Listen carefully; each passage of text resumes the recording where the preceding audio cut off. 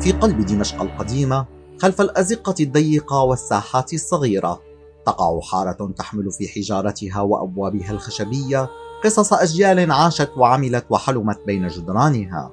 الحي الذي كانت الروابط فيه قائمة على الإنسانية أولاً قبل أي انتماء ديني.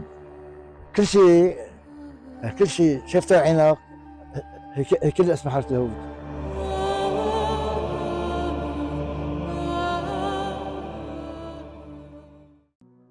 ادخلوا هذا المكان واخرجوا منه وأنتم سالمين.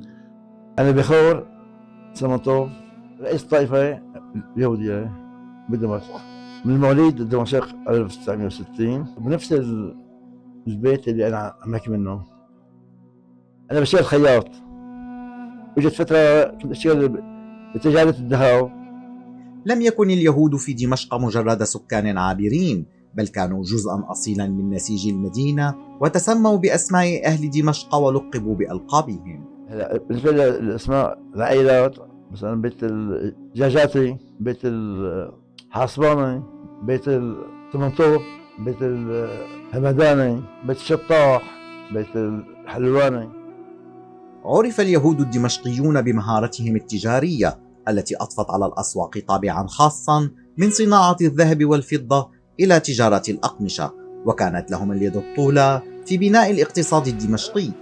شارع مدحت باشا وحي القنوات شهدا على دكاكينهم التي قصدها الجميع بحثاً عن الجودة والثقة.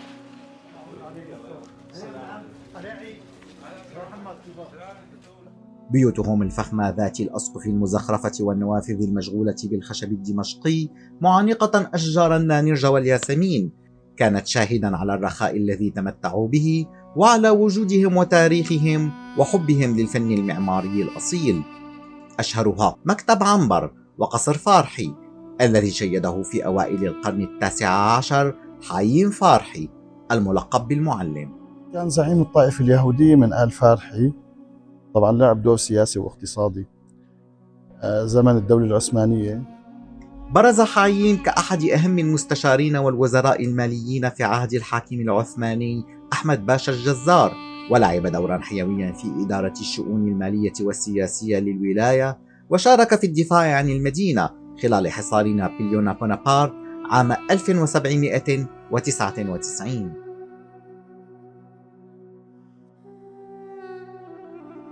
شارك اليهود في الحياة السياسية والاجتماعية والاقتصادية جنبا إلى جنب مع بقية الطوائف، وعاشوا تحت ظل الحكومات المتعاقبة محافظين على مكانتهم بهدوء. في انتخابات عام 1947 التي جرت بعد استقلال سوريا، خصص الرئيس شكري القوتلي مقعدا في مجلس النواب لليهود ضمن حصص الطوائف الدينية. فاز بهذا المقعد وحيد مزراحي ليصبح نائبا عن دمشق وضواحيها. لكن الظروف السياسية أثرت في واقع اليهود في سوريا، فبدأت الهجرة اليهودية تزداد بعد حرب حزيران. كنا نعاني كثير من ايام حزب البعث بالسبعينات. كان ممنوع تملك مثلا اشتريت بيت، يعني ممنوع تملكه، بدك تطلع البلدان ممنوع، بدك تصريح انه تطلع على البلدان. انا هون مفرزه، تاخذ ورقه من المفرزه انه انت مثلا طلع على البلدان، تاخذ ورقه تروح على البلدان، تروح على المخفر تقول لهم بتورجينا ورقه بيختبروا لك انه انت وصلت على البلدان، وبترجع لهون بس ترجع سلمها المفرزه انه يعني انه طلعت ورجعت. عدا عن هيك كانوا من زمان يعني اليهود كانوا معزلين، كانوا بالسبعينات. بعد اكثريه كانوا يهربوا يسافروا، ايه يعني كانوا يبعثوا ورا اهلهم ويحبسوهم ويقتلوهم. إلى أن وصلت عام 1992 ذروتها عندما سمح لليهود بمغادرة دمشق عقب مؤتمر مدريد للسلام. كان عدد اليهود تقريبا يعني شي 5000 قبل ما يسافروا. بال 92 سافر اليهود، ضل في شي 25 واحد ما سافروا، وكلهم يعني كلهم عزابية، يعني واحد متجوز مناتهم. ومنذ أن بدأت مغادرة سوريا تحولت معظم منازلهم التي باعوها إلى فنادق ومطاعم ومعارض فنية، حتى بات الحي الذي كان يعج بالحياة فارغا إلا من ذكرياته. هون كان بيت يهودي، بيت بس رئيس طائفة اسمه أبو خليل جاجاتي. إصبعه صار هلا فندق اسمه إينانا. النجمة سداسية، يعني دليل إنه هذا البيت ليهود، يعني بدل إنه بيت يهود كان. مارس اليهود عقيدتهم وطقوسهم دون أن يتعرض أحد لهم بسوء، حيث احتوت حارة اليهود على 24 كنيسا، أشهرها كنيس الفرنج، وكنيسهم الأقدم في التاريخ الذي يقع في حي جوبر مقام الخضر. يعود سبب بنائه إلى اعتقاد اليهود بأن النبي الياهو عند هروبه من اضطهاد إيزابيل لجأ إلى ذلك المكان عام 43 للخليقة. هي اسمها كنيسة جوبر، تأسست قبل الميلاد ب 720 سنة قبل الميلاد. فيها مقام النبي الياهو النبي، أو بالأحرى الخضر عليه السلام. يعني أقدم أسفار بالعالم موجودة كانت في هالكنيسة. أنا مرة شفت وزير الخارجية الأمريكي هنري كيسنجر، كان إجا مرة يمكن على ما أذكر يمكن في التسعينات، هون كانوا عاملين جلسات وفي تحت درج قديم، في مغارة زي المغارة، لا درج قديم وبنزلك لتحت، كان في تريا كبيرة لونها أسود، إيه كان في شغلات كتير تحت، كانوا يشعلوا زيت تحت بيشعلوا الشمعدانات اللون كلياتهم. والذي تعرض للنهب والدمار خلال سنوات الحرب بعدما شكل محجا لليهود من كافة أنحاء العالم. ما توقعت هذا الشيء ولا بالخيال، يعني إنه هذا المكان، هذا الحي، وخاصة يعني هذا الحي أو هذا المعلم اللي هون موجود، تفاجأت إنه هيك صار فيه. يتذكر كبار السن وجوه أصدقائهم اليهود، يتذكرون أسماء ما زالت ترن في قلوبهم رغم مرور الزمن، يتذكرون أصوات الضحكات ودفء الجيرة التي لم تكن مجرد علاقة سطحية، بل كانت رابطة دمشقية خالصة لا تفككها العقائد ولا تفرقها السياسات.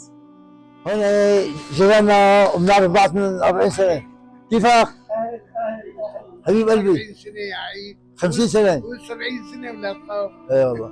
نحن حتى بحارة اليهود عايشين شيعة سنة علوية دروز، يعني شعب واحد عائلة واحدة. هلا كل رفقاتي شو؟ هلا أنا شايفين هون لحالي، يعني كل رفقاتي مسيحية إسلام.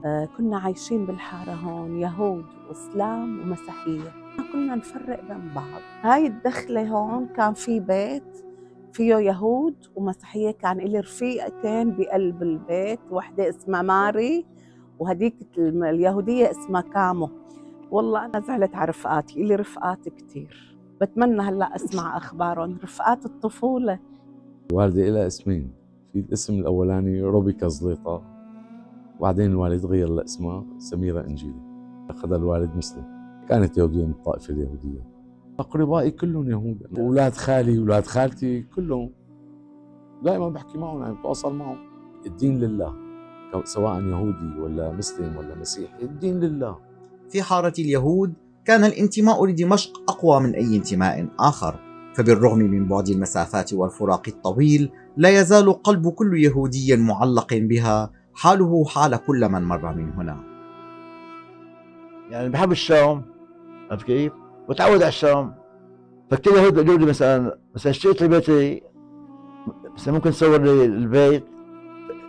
في واحدة منهم تصور لي بيتي، قلت له بيت خربان، يعني البيت قايل للسقوط، يعني ما في شيء بالمرة. قلت له حتى لو خربان، المهم هيك اتذكر الشباك، حتى لو مكسور الشباك اتذكر يعني الحيط، الباب، الدخلة، يعني عنده الانتماء مو طبيعي.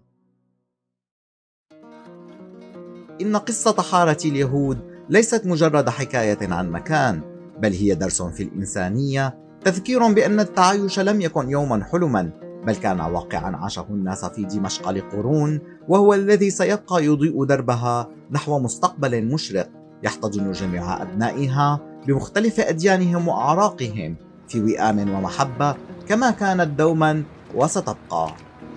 أطلب من تحب نفسي طلبته فما وجدته، أطلب من تحب نفسي طلبته فما وجدته.